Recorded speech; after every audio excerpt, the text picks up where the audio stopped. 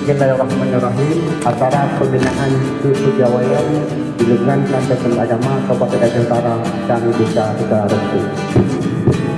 Assalamualaikum warahmatullahi wabarakatuh.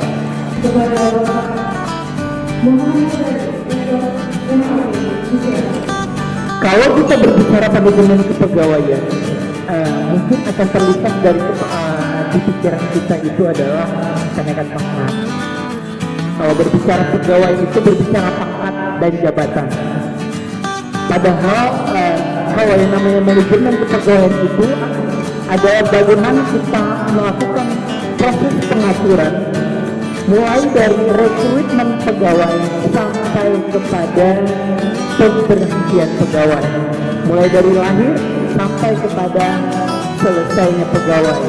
Seluruh aktivitas itu ditangani melalui proses manajemen kepegawaian.